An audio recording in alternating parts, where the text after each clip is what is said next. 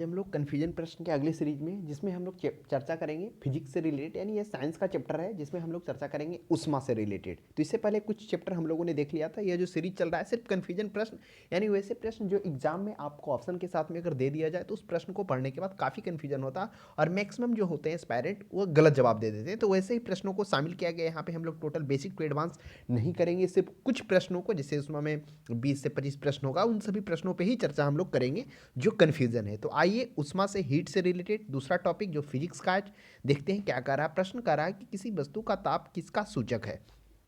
कह रहा है अगर कोई वस्तु में ताप है तो क्या सूचित कर रहा है वो। ऑप्शन में दिया है उसके अणुओं की कुल ऊर्जा, बी में दिया उसके अणुओं की औसत ऊर्जा, सी में दिया उसके अणुओं की कुल वेग, सी में दिया उसके अणुओं के औसत गतिज ऊर्जा का। अगर आप पहले ऑप्शन को देखते हैं तो कुछ समय के लिए आपको यह सही लगेगा कि ताप क्या सूचित करता है, उसके अणुओं की कुल ऊर्जा। अगर आप दूसरा पढ़ेंगे अणुओं की औसत ऊर्जा, ये भी आपको, अगर आप थोड़ा ज़्यादा मंथन करेंगे तो ये भी पर्याप्त लगेगा। अब यहाँ से कन्फ्यूजन उत्पन्न होना स्टार्ट होगा। उसके बाद अणुओं की कुल ऊर्जा, कुछ लोग तो ये भी सोचेंगे कि ताप, कोई वस्तु में ताप है तो कुल अणु का जो टोटल ऊर्जा वो है। लेकिन यह तीनों ही प्रश्न में अगर आप कोई भी आप जवाब देते हैं तो वो गलत होगा। इसका सही जवाब क्या है कि उसके अणुओं की औसत गतिज ऊर्जा ही उस वस्तु का ताप सूचित करता है। कोई भी वस्तु का ताप है वह सूचित कर रहा है उस वस्तु के, उस अणुओं के औसत गतिज ऊर्जा क्या है। तो ऑप्शन नंबर डी इसका पर्याप्त होगा। नेक्स्ट हम लोग आगे बढ़ते हैं। वस्तु का ताप सूचित करता है, ये तो हम लोगों ने देख ही लिया कि वस्तु का ताप क्या सूचित करता है कि संपर्क में करने पर, अगर वस्तु का ताप सूचित करता है, कोई भी वस्तु को हम संपर्क करेंगे तो उच्च ताप से निम्न ताप वाले में वह क्या होगा, स्थानांतरित होगा। फिर है चौथा में किसी वस्तु का ताप वृद्धि का अर्थ क्या है। तो ताप में, अगर यहाँ पे देखिए ताप में वृद्धि कर रहा है, यहाँ पे नहीं कर रहा किसी वस्तु का ताप किसका सूचक। अगर ताप में वृद्धि है तो क्या हो रहा है, क्या उसका गतिज ऊर्जा बढ़ रहा है। यह भी थोड़ा अच्छा प्रश्न है। गतिज ऊर्जा बढ़ रहा है, स्थितिज ऊर्जा बढ़ रहा है, यांत्रिक ऊर्जा। दो लोग तो रिमूव करेंगे, शायद यांत्रिक ऊर्जा रिमूव करेंगे और स्थितिज ऊर्जा करेंगे। और कुछ लोग क्या सोचेंगे कि ए और डी में कन्फ्यूजन होंगे, उनको लगेगा गतिज ऊर्जा बढ़ रहा है एक कॉन्सेप्ट के तहत जो हम लोगों ने देखा। फिर कुछ सोचेंगे कि उष्मीय ऊर्जा बढ़ रहा है। तो प्रश्न का जवाब यह सही होगा, ऑप्शन नंबर डी की उष्मीय ऊर्जा बढ़ रहा है, यही होता है ताप में वृद्धि का तात्पर्य। चलिए आगे हम लोग देखते हैं। जब कोई वस्तु को ठंडा किया जाता है तो उसके अणुओं की चाल घटेगी, बिल्कुल घटेगी। अब एक प्रश्न है, पहले छठा को थोड़ा सा हम लोग देखते हैं। प्रश्न नंबर 6 को देखते हैं क्या कर रहा है। प्रश्न नंबर 6 में कह रहा उष्मा हीट एक प्रकार की ऊर्जा है जिसे कार्य में बदला जाता है। बिल्कुल सही बात है कि उष्मा एक प्रकार का ऊर्जा है, या फिर ऊर्जा जो एक प्रकार का उष्मा है, आप दोनों रूप में कह सकते हैं, जिसे कार्य में बदला जा सकता है। बिल्कुल सही बात है। आप जे बराबर जूल बराबर कह सकते हैं कि डब्लू कार्य और आवेश के जो अनुपात है उसी को हम लोग क्या कहते हैं, उसे कार्य में बदला जा सकता है। तो प्रत्यक्ष प्रमाण सबसे पहले किसने दिया था, यह प्रमाण किसने दिया था कि उष्मा एक प्रकार का ऊर्जा है, और वह रमफोर्ड के द्वारा दिए गए थे। वैज्ञानिक कौन थे, वो रमफोर्ड, जो ऑप्शन नंबर बी है, उन्होंने ही पहले कहा उष्मा एक प्रकार की ऊर्जा और उसे कार्य में बदला जा सकता है। इसका प्रत्यक्ष प्रमाण उन्होंने दिया। फिर किस वैज्ञानिक ने बर्फ के दो टुकड़े को आपस में घिसकर पिघला दिया, यानी कि दो टुकड़े को आपस में, बर्फ के दो टुकड़े को पकड़ा और आपस में घिसने के बाद उन दोनों को पिघला दिया, वो डेवी के द्वारा था। आइए थोड़ा सा हम लोग प्रकाश डालते हैं। रमफोर्ड ने कहा कि उष्मा एक प्रकार की ऊर्जा है जिसे कार्य में बदला जाता है। इसका प्रत्यक्ष प्रमाण सबसे पहले रमफोर्ड ने ही दिया था। बाद में डेवी क्या किए कि बर्फ के दो टुकड़े को लेकर आपस में घिसकर पिघला दिया। अब चूंकि बर्फ को पिघलने के लिए उष्मा का कोई स्रोत नहीं था, अतः यह माना गया कि बर्फ की घिसने में किया गया कार्य, जो हम बर्फ को घिसे उसमें जो किया गया कार्य, वही क्या हो गया, मतलब उष्मा का जो है वह एक कार्य के रूप में, उष्मा ऊर्जा का कार्य के रूप में परिणत हो गया। यानी कि जो बर्फ को हम पिघलाने के लिए कोई अन्य उष्मा का, तो वहां पर तो कोई अन्य, मतलब वहां पर तो कोई अन्य उष्मा का उत्पन्न हुआ नहीं, सिर्फ बर्फ के दो टुकड़े को लिए। तो वही कह रहा है कि बर्फ के पिघलाने के लिए उष्मा का कोई स्रोत नहीं था, अतः माना गया कि बर्फ को घिसने में किया गया कार्य बर्फ पिघलने के लिए ली गई आवश्यक उष्मा में बदल गया। यानी बर्फ पिघलने के लिए जो ली गई आवश्यक उष्मा था, अब वही क्या हो गया, उष्मा में बदल गया। चलिए, तो ये उन्होंने कौन, डेवी ने द्वारा। तो ये दोनों ध्यान में रखेंगे। तो इसलिए प्रश्न देखिए पूछ दिया, दो टुकड़े और फिर एक उष्मा है जिस एक प्रकार का कार्य है जिसे कार्य में बदला जा सकता है। चलिए एक 8वां प्रश्न पर भी प्रकाश डालते हैं। क्या कह रहा है, जब कभी कार्य उष्मा में बदलता है या उष्मा कार्य में बदलती है तो किए गए कार्य व उत्पन्न उष्मा का अनुपात एक स्थिरांक होता है जिसे उष्मा यांत्रिकी तुल्यांक इसका मान होता है। काफी अच्छा प्रश्न है। कह रहा है जब कभी कार्य उष्मा में बदलता है, हमने अभी देखा, क्या देखा कि जूल ने अपने प्रयोग में इस बात का पुष्टि किया था कि उष्मा ऊर्जा या उष्मा कार्य में बदलती है, तो किए गए कार्य व उत्पन्न उष्मा का अनुपात एक स्थिरांक होता है।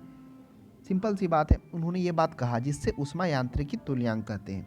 तो वही कह रहा है कि जब कभी ऊष्मा कार्य में बदलता है, यानी जब ऊष्मा हो गया, ऊष्मा को हम लोग किस चीज़ से सूचित करेंगे, तो आप क्यू से भी सूचित कर सकते हैं, कार्य को डब्लू से करेंगे, और ये कार्य तो होगा जो आप डब्लू से बिल्कुल करेंगे। कार्य और ऊष्मा के अनुपात को ही क्या कहते हैं, जिसे हम लोग क्या कहते हैं, बदला जा सकता है, किसमें, कार्य में बदला जा सकता है।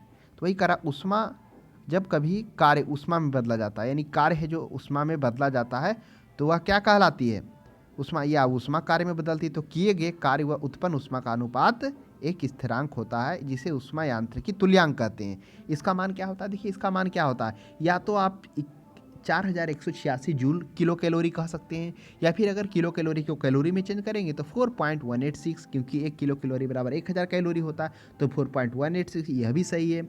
और इसे जूल कैलोरी में भी बदल सकते हैं। देखिए जूल कैलोरी यहाँ पर दिया नहीं है, जूल कैलोरी में अगर आप चेंज करेंगे तो क्या होगा, 4.186 गुने 10⁻³ जूल कैलोरी हो जाएगा, लेकिन जूल नहीं, अर्ग है, तो जैसे अर्ग करेंगे तो वहाँ पर 4 शून्य और बढ़ जाएगा, तो हो जाएगा 4.16 गुने 10⁻7 अर्ग कैलोरी। ये तीनों ही जो है वह ऊष्मा का ही मान है, सिर्फ अंतर किया गया, कोई किलो कैलोरी है, कोई कैलोरी है, कोई अर्ग कैलोरी है, कोई जूल कैलोरी है। तो चारों को हम लोगों ने देखा कि किस प्रकार से, तो उपयुक्त में से सभी हो जाएगा, जो ऊष्मा का एक मान होता है उन्होंने दिया। तो आशा करते हैं आपको समझ में आ गया होगा, जिसमें हम लोगों ने देखा जहाँ जे का मान क्या आया, वही आया 4186 जूल किलो कैलोरी कहिए। डब्लू कार्य करने में उत्पन्न ऊष्मा क्यू हुआ, जहाँ जे का मान कितना हुआ, वही कह रहा है, डब्लू कार्य करने में उत्पन्न ऊष्मा का मान क्यू हुआ, और वही क्या कहलाया, किए गए कार्य उत्पन्न ऊष्मा का अनुपात एक स्थिरांक जे कहलाया। तो ये आगे फार्मूला में भी देखिए, यहाँ पे दिया कौन सही है, तो वही हुआ, किया गया कार्य से उत्पन्न ऊष्मा का मान क्या हुआ, वह कार्य कहलाया।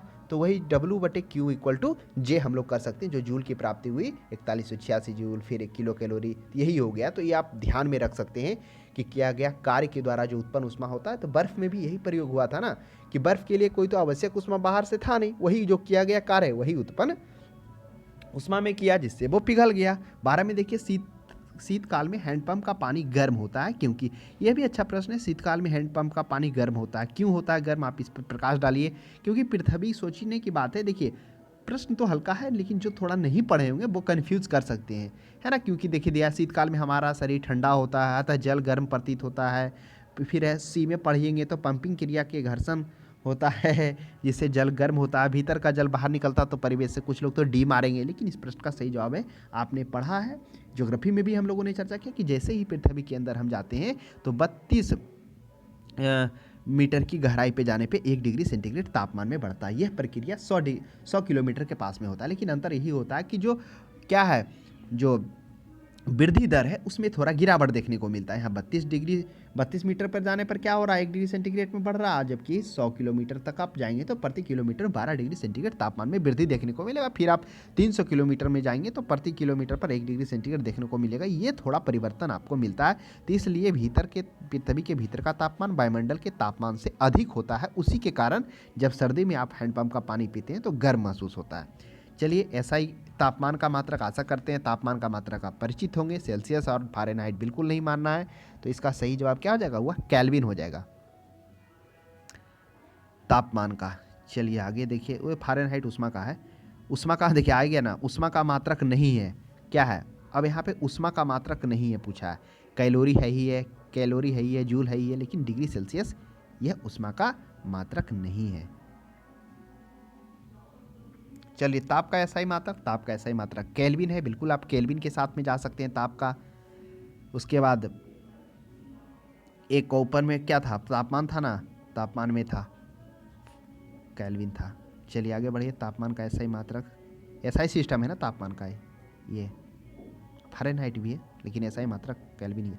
चलिए, 1 किलो कैलोरी बराबर हम लोगों ने चर्चा कर लिया। जो अभी हम देखिए हम लोग चर्चा किए थे, क्या चर्चा किए थे, जिसमें हम लोगों ने जाना था कि 4186 जूल किलो कैलोरी बराबर क्या था, 4.186 गुने जूल किलो, ये किलो कैलोरी आ रहा था, जूल किलो कैलोरी। फिर हमने देखा था सिर्फ उसे अगर जूल में चेंज करेंगे तो 4.86 गुने 10⁻⁴ जूल आ जाएगा। तो वही था, यही देखिए ऑप्शन नंबर सी यहाँ पर प्राप्त होगा। तो 4.186 से इसको 4.2 ले लिया गया, तो इसमें कोई भी डॉट की बात नहीं है, क्योंकि आपको पता होगा कि जब 5 से अधिक होता है तो उसे एक आगे बढ़ाकर मान लिया जाता है, दशमलव में। फिर है जल प्रपात के अध स्थल पर जल का तापमान ऊपर की अपेक्षा अधिक होने का कारण क्या है। देखिए यह भी अच्छा प्रश्न है। कह रहा है जो जल प्रपात का अध स्थल मतलब पहले समझिए, क्योंकि ये हिंदी में लिखा हुआ है, तो अध स्थल का मतलब होता है नीचे का तल होता है। अगर आप इसके समझ गए इस प्रश्न का तो आप जवाब सही जाएगा, अध स्थल ही नहीं समझे तो गलत हो जाएगा। तो जल प्रपात के अध स्थल यानी नीचे का जल का तापमान ऊपर की अपेक्षा अधिक क्यों होता है। चलिए ऑप्शन को पढ़िए।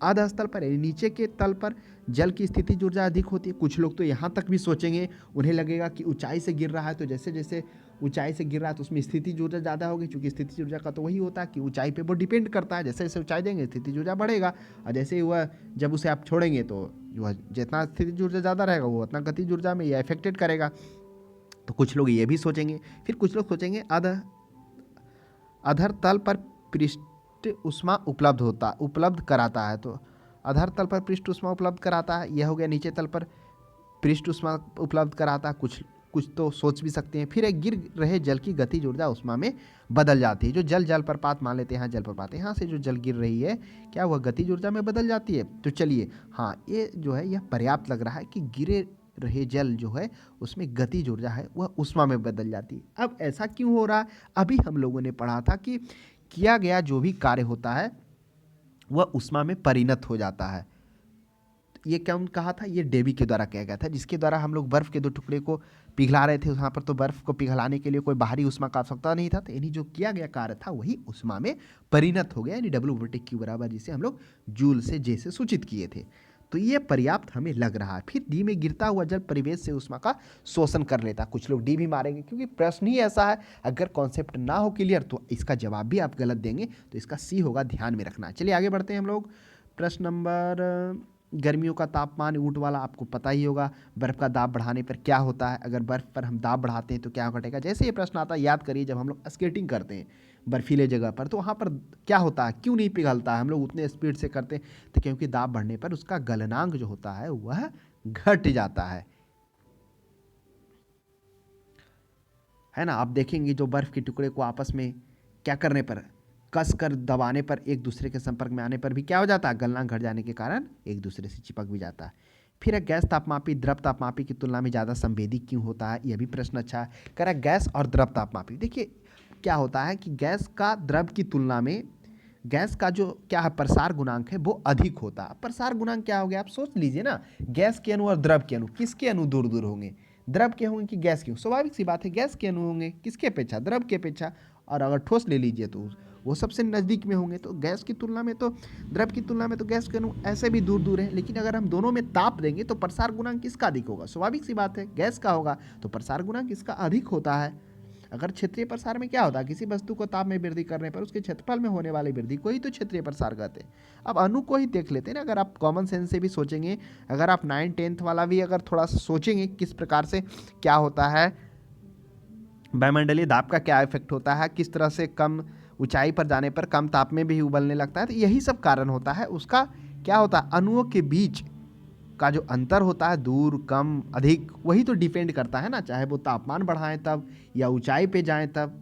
फिर आगे प्रश्न है, कह रहा है कि ताप युग्म तापमापी थर्मोकपल थर्मोमीटर किस सिद्धांत पर करता है। ये भी अच्छा प्रश्न है। देखिए ये जो काम करता है ताप युग्म तापमापी, जो काम करता है यह मुख्य रूप से करता है सीबेक प्रभाव पर। आइए सीबेक प्रभाव पे चर्चा कर लेते हैं। और ऑप्शन में जूल का भी प्रभाव है, पेल्टियर का भी प्रभाव है, सभी पे हम लोग थोड़ा चर्चा यहाँ पे कर लेते हैं। सीबेक प्रभाव क्या कर रहा है कि नहीं, जब जो विभिन्न धातु, एक धातु नहीं दो भिन्न धातु, एक अगर आप कॉपर का ले रहे हो तो एक भिन्न लीजिए, या तो फेरियम का या तो लोहा लीजिए, मान लेते हैं कॉपर और फेरियम का लिए, दो भिन्न धातुओं को जब दोनों सिरों पर जोड़कर अलग अलग तापमान अर्थात एक गर्म और एक ठंडा पर रखते हैं, तब उन दोनों के मध्य क्या होता है, विद्युत धारा प्रवाहित होने लगता है। अब प्रश्न उठता रहा होगा माइंड में, क्या इसे गर्म करेंगे तो और अधिक बढ़ेगा, बिल्कुल सही बात है, गर्म करने पर बढ़ेगा, लेकिन एक मैक्सिमम पर जाने के बाद फिर से यह गिरने लगेगा, फिर घटकर ये 0 आ जाएगा। तो आप एक महत्तम ताप तक जाता है, ये हम लोग उत्क्रमित धारा, इसे उत्क्रमित और अधिक ताप देने पर हो जाता है, तो यही होता है सीबेक प्रभाव होता है। तो वही ताप युग्म तापमापी इसी सिद्धांत पर काम में करता है। थर्मोकपल थर्मोमीटर एक पेल्टियर प्रभाव, पेल्टियर प्रभाव जस्ट सीबेक प्रभाव का उल्टा है। सीबेक में हम लोगों ने क्या देखा, जब दो विभिन्न धातुओं को क्या करता है, जब दो विभिन्न धातुओं का क्या करके एक दूसरे में जोड़कर, जैसे कॉपर का लिए और एक फेरियम फिर लौ लिए, तो क्या होता है, इसमें हम लोगों ने देखा कि दोनों सिरों को जोड़कर अलग अलग तापमान पे रखने पर क्या होता है, उसमें विद्युत ठीक उसी प्रकार जब दो भिन्न, यहाँ पे क्या है, दो भिन्न धातुओं के संधि में जब विद्युत धारा हम प्रवाहित करेंगे, जैसे एक कॉपर हो गया और एक क्या हो गया, लोहा हो गया, जब दो भिन्न धातुओं के संधियों को जोड़कर जब इसमें विद्युत धारा हम प्रवाहित करेंगे तब क्या होगा कि ऊष्मा का उत्पादन भी होगा और अवशोषण भी होगा, अर्थात संधि गर्म होता है तथा दूसरा संधि ठंडा होता है। ये हम लोग कह सकते हैं। ये पेल्टियर प्रभाव हो गया, जैसे सीबेक का उल्टा हो गया। जूल तो आप लोग परिचित ही होंगे जूल प्रभाव के नियम से।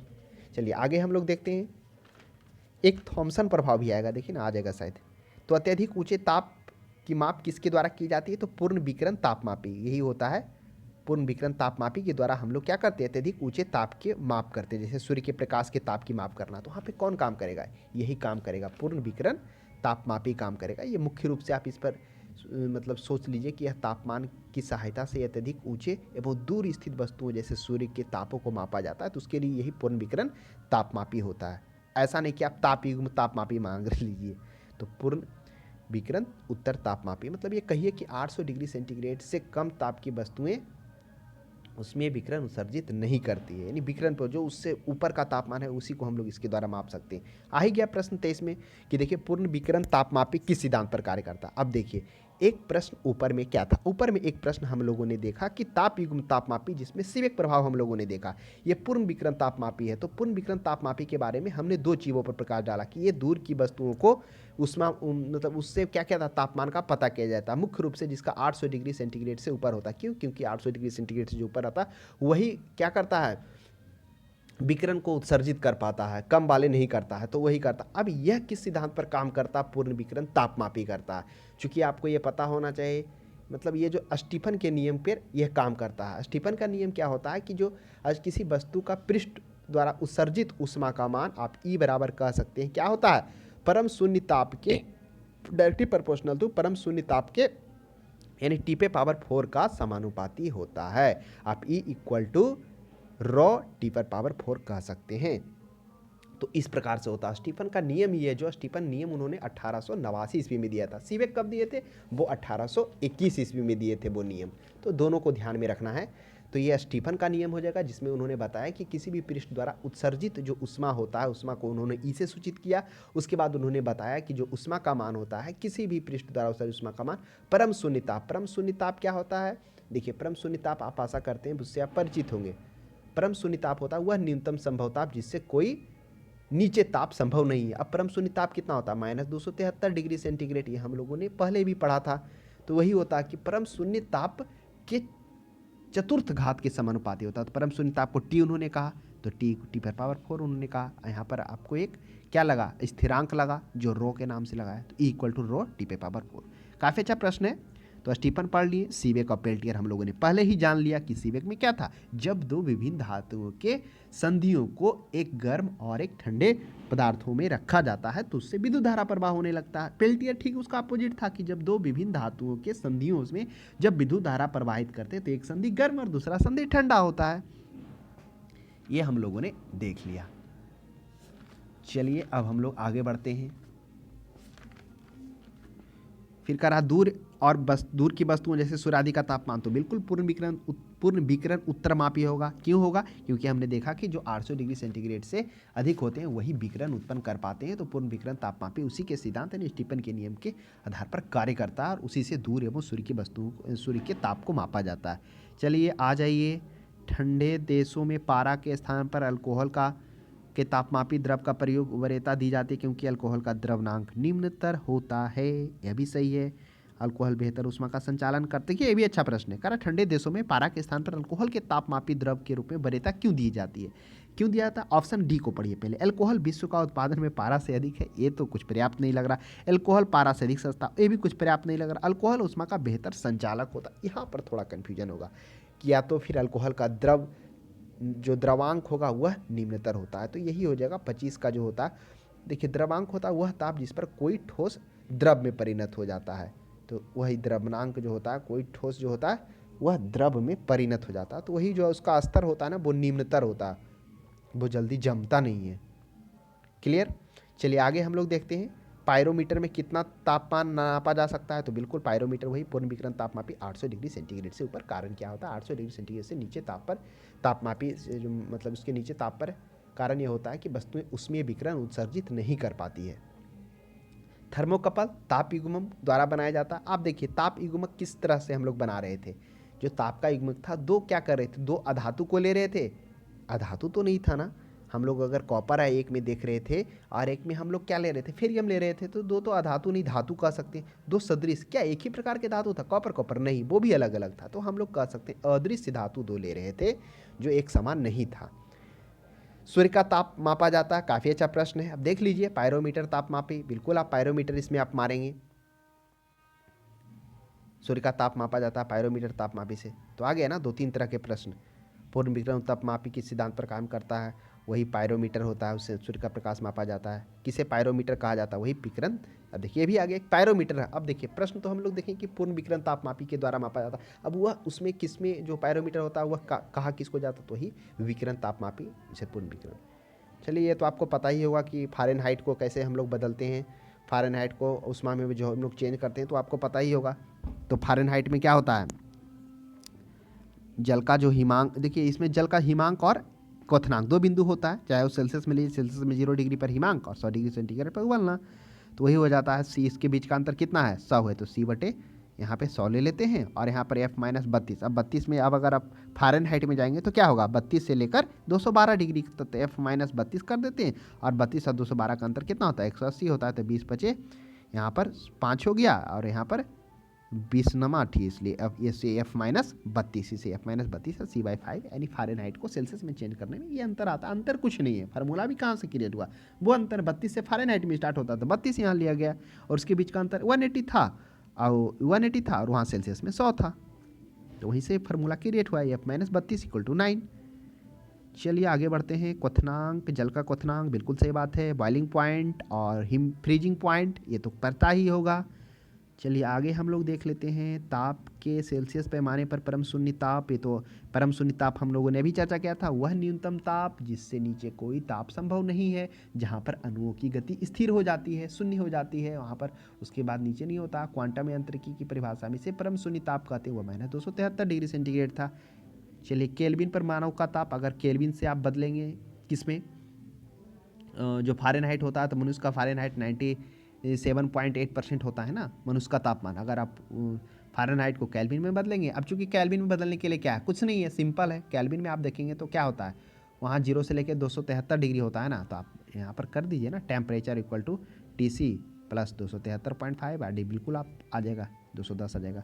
फिर फ़ारेनहाइट और दोनों तापमान ये भी बराबर होगा, आप देख लीजिए कहाँ पे बराबर होगा, यहीं से तो कैलकुलेशन करेंगे तो F - 32 आ जाएगा, F - 32/9 C/5, यहाँ से करिए आप, बिल्कुल कैलकुलेशन करेंगे तो आ जाएगा, दोनों का तापमान इसी पे बराबर होता है। न्यूनतम संभव ताप क्या है, -273, ये आपको पता ही है, परम शून्य ताप कहलाता है। आगे हम लोग बढ़ते हैं। दिल्ली में जल का क्वथनांक अगर 100 डिग्री सेंटीग्रेड है तो मसूरी में जल का तापमान, पहले ये हम लोग को थोड़ा सोचना होगा, दिल्ली ऊपर है कि मसूरी ऊपर है, तो आपको पता चलेगा कि दिल्ली की तुलना में मसूरी थोड़ा ऊंचाई पे अवस्थित है। अब यहाँ पे क्या होगा, जैसे ही ऊंचाई पे स्थित है, चूंकि ऊंचाई पे जाने पे दाब कम जाता है, अब दाब जैसे ही कमेगा तो जो अणु है, चाहे कोई भी हो पदार्थ, उसके अणुओं के बीच की जो नज़दीकता है वो थोड़ा बढ़ेगी। तो वहाँ पर हम लोग जब वायुमंडल के अंदर में थे तो वहाँ नज़दीक घना था अणु, वहाँ पर उष्मा ज़्यादा देना पड़ रहा था, लेकिन वहाँ पर दूरी बढ़ गया, तो जो उष्मा को ग्रहण कर वो क्या हो रहे थे, गर्म कैसे हो रहा था, यही उष्मा को ग्रहण कर वो दूर हो रहे थे ना, क्योंकि वो तो वही उष्मा वहाँ पर कम तापमान, वहाँ तो स्वाभाविक सी बात है, थोड़ा सा क्या है, दाब कम है, दाब कम होने के कारण 100 डिग्री से कम ही तापमान पर वो उबलने लगेगा, क्योंकि उसके अणु तो पहले की अपेक्षा जो तापमान वायुमंडलीय तापमान है वहाँ से अणु से थोड़ा दूर दूर है, तो उसे दूर करने में थोड़ा कम उष्मा की आवश्यकता पड़ेगी। तो आशा करते हैं आपको यह समझ में आ गया होगा। चलिए 40 के बाद आगे प्रकाश डालते हैं। मनुष्य के शरीर का तापमान 98.5 डिग्री, चलिए अच्छा बात है। तो ये देखिए मनुष्य का तापमान 60 है, उसका फ़ारेनहाइट में चेंज करना है, कोई नहीं है, बिल्कुल आप इसे बना सकते हैं।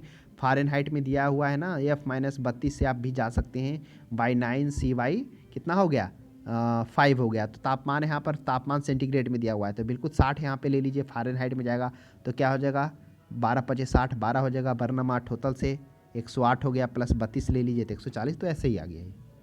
चलिए आगे तप्त जल के थैलों में जल का प्रयोग किया जाता है। देखिए अच्छा प्रश्न है, आप देखते हो कभी कभी सिकाई के लिए पेट में दर्द होता है, कुछ ऐसे जगहों पे जो हम लोग क्या करते हैं, तप्त जल को थैलों के रूप में प्रयोग करते हैं, ताकि वो खासकर पेट दर्द में कभी कभी काफ़ी आरामदायक होता है। तो इसकी विशिष्ट ऊष्मा क्या होती है, अत्यधिक होती है इसके कारण।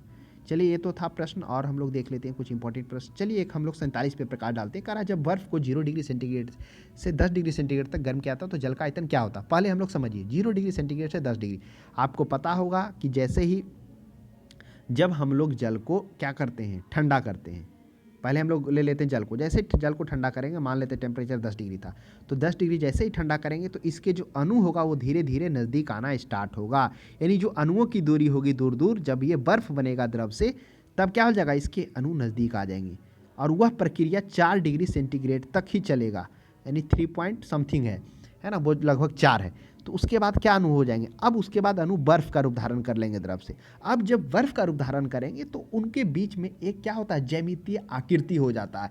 यानी जब अणु जब ठोस में परिणत होते हैं तो एक प्रकार से वो ज्यामितीय आकृति में ले लेते हैं, और उस आकृति के कारण वो फिर से जो अणु होते हैं ना सघन, वो दूर दूर होकर वो क्रिस्टलीय रूप में क्या हो जाते हैं, फिर स्थिर होकर वो जम जाते हैं। और उसके बाद कह सकते हैं तो इस तरह से आप 10 डिग्री हो, 18 डिग्री हो, या रूम टेम्परेचर हो, अगर आप जल को ठोस करते हैं, बर्फ़ करते हैं, तो पहले 4 डिग्री 30 सेंटीग्रेड, तो उसका क्या हो जाएगा, घनत्व जो है घटेगा, फिर उसका बढ़ेगा क्यों, क्योंकि ठोस में परिणत होने के बाद 4 डिग्री से फिर 0 डिग्री तक जाने के लिए वह जम जाता है और एक क्रिस्टलीय रूप ले लेता है, और एक आकृति के कारण सब बंध में बंध जाता है, और वही बंध के कारण उन अणु क्या हो जाते हैं, उन दो अणुओं के बीच में दूरी बन जाता है फिर से।